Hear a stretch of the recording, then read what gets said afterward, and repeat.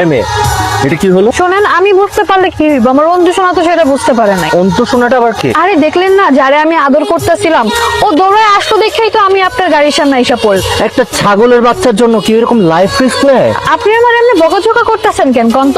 দোষ তো আপনিও করছেন, আমি কি আপনারা বকতাছি? সরি, কি বেশি কঠিন করে কথা বলে ফেলছি? ঢং।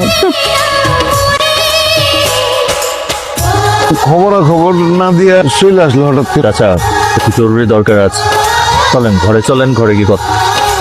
আমার নামে নালিশ করতে আইছেন তাই না? আমি আপনার নামে নালিশ করতে আসছি নাই। এখন তো আমার মনে হচ্ছে কি জানেন, আপনি আমার নামে নালিশ করতে এখানে আসছেন। আপনি নালিশ করতে আসেন না, তাইলে এই বাড়িতে কি করেন? আমার বাড়িতে আমি কি করব না করব সেই কৈফিয়তটা আমার আপনাকে দেওয়া লাগবে? আপনি মনে হয় ফাইজলামি করেন তাই না?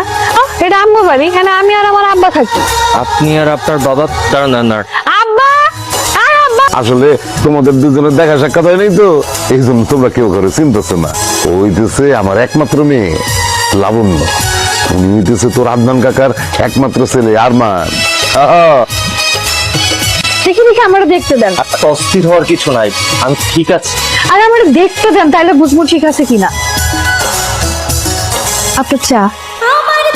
লতিফ আখন্দের মাইয়া লাবণ্যর উপর যে তোমার নজর পড়ছে সেটা কিন্তু আমি ভালো করে বুঝতে পারতেছি।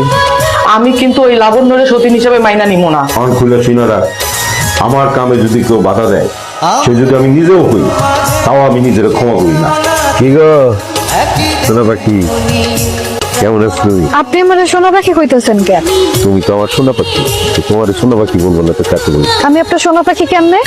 অসুবিধা নেই, সময় হলে ঠিকই বুঝে যাবা। এখন কত উপরে সে কি আছে?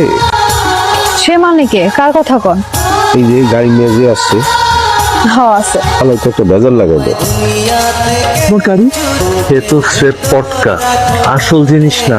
সময় থাকতে ভালোই এলাকা ছেড়ে চলে যাওয়া ভালো, নাইলে পরের বার আসল জিনিস ব্যবহার করা হয়, তৃতীয়বার আর সতর্ক করা হবে না। না, এটা কেমন একটা ঘটনা ঘটে গেল কৌতু। হ্যাঁ, আমার এলাকায় আমার বাড়িতে এরকম একটা ঘটনা ঘটলো, আর এখন আমার সব নীরবে সহ্য করতে হইব, হজম করতে হইব।